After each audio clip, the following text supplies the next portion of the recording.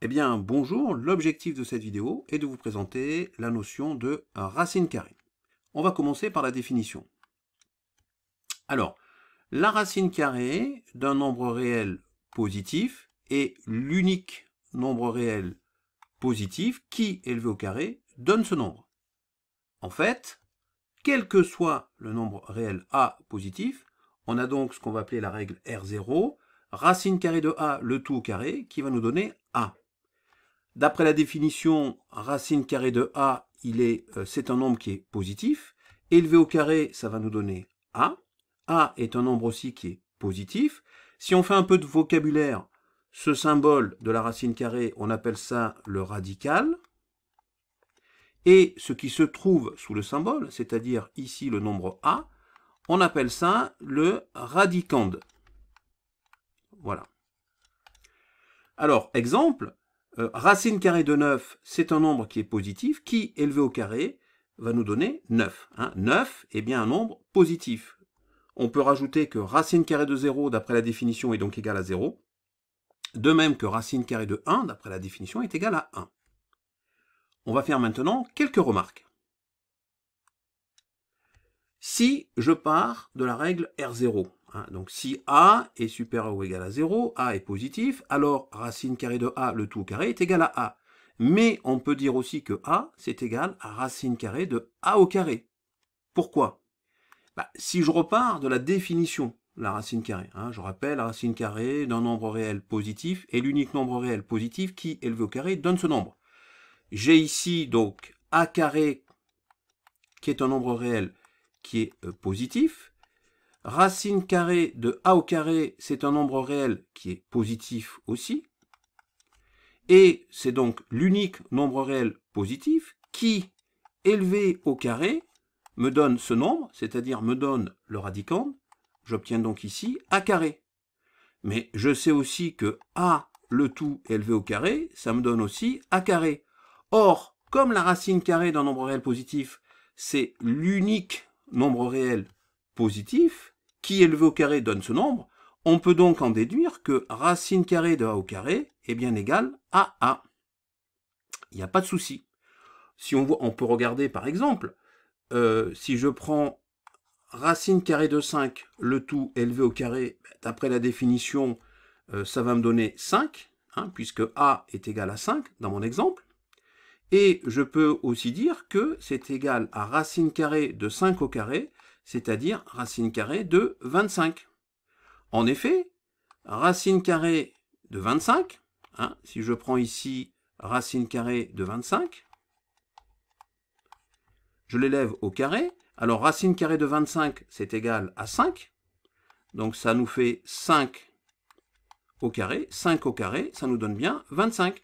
On a bien racine carrée de 25 au carré qui nous donne 25. On peut aussi dire que un nombre négatif n'a pas de racine carrée.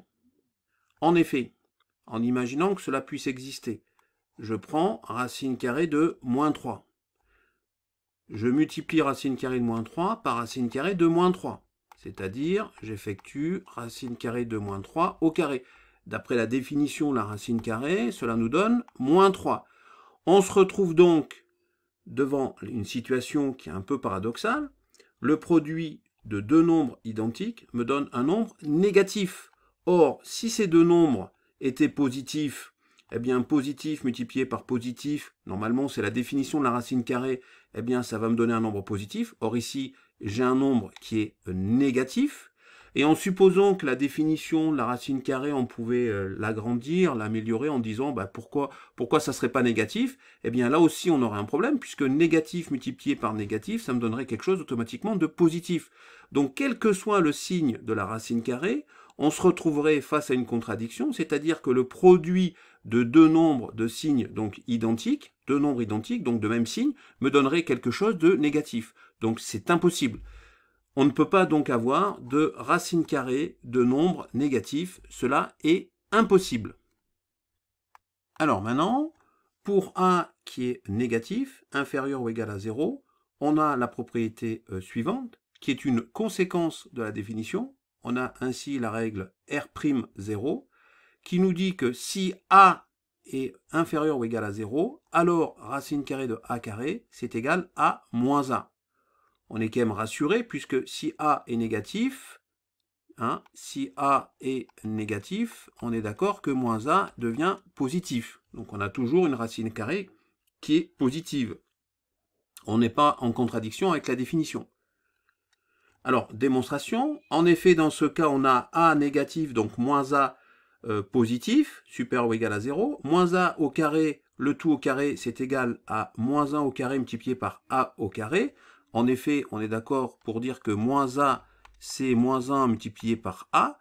Donc, si j'élève moins a au carré, ça va me faire moins 1 fois a, le tout au carré, c'est-à-dire moins 1 au carré multiplié par a au carré. Ce qui va nous donner au final a au carré, puisque moins 1 au carré, ça va nous donner 1. Moins 1 au carré, ça nous donne 1. 1 multiplié par a au carré, ça nous donne au final a au carré. Donc si moins a étant supérieur ou égal à 0, puisque a est inférieur ou égal à 0, donc racine carrée de a carré est bien égal à racine carrée de moins a au carré, puisque a au carré est égal à moins a le tout au carré, le moins disparaît à cause du carré, et si j'applique la définition de la racine carrée, j'obtiens bien au final moins a.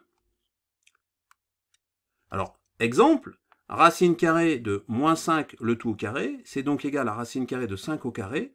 Racine carrée de 5 au carré, c'est égal à 5. Racine carrée de 25, c'est bien égal à 5. Alors maintenant, on va faire une remarque.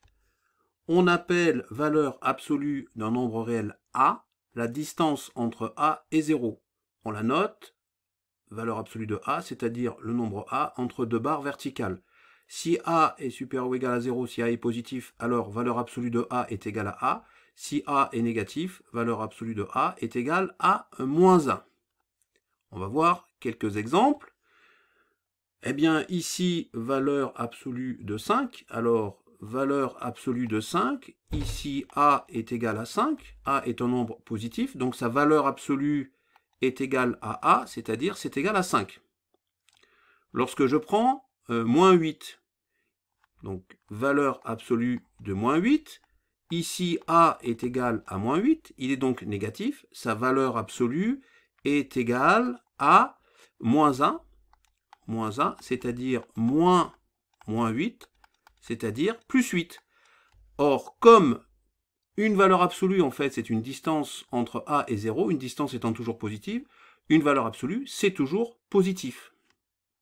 Si on fait une interprétation géométrique, ici, par exemple, entre 0 et moins 8, on est bien d'accord que cette distance, elle vaut 8. La distance entre 5 et 0, là, on a un nombre qui est positif, eh bien, la distance est égale à 5. Lorsque j'ai ici un nombre négatif, la distance est donc égale à moins a, et lorsque j'ai un nombre qui est positif, eh bien, la distance est égale à a. Donc, il faut bien voir dans la notion de valeur absolue ce qu'on appelle la distance entre le nombre et 0.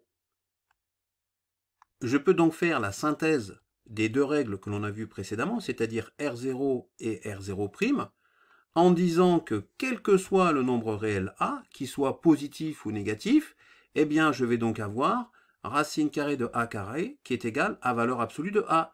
En effet, si A est positif, eh bien on va avoir racine carrée de A carré qui est donc égale à valeur absolue de A. La valeur absolue de A quand A est positif, c'est égal à A.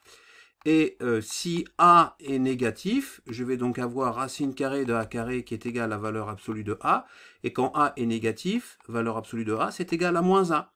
Et donc là, je vais me retrouver avec la règle R0'.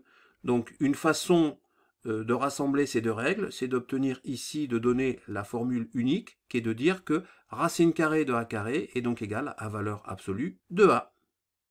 Et bien voilà, c'est la fin de cette vidéo. J'espère qu'elle vous a plu. Et je vous dis donc à bientôt sur la chaîne YouTube et le site internet Skol Mathématiques.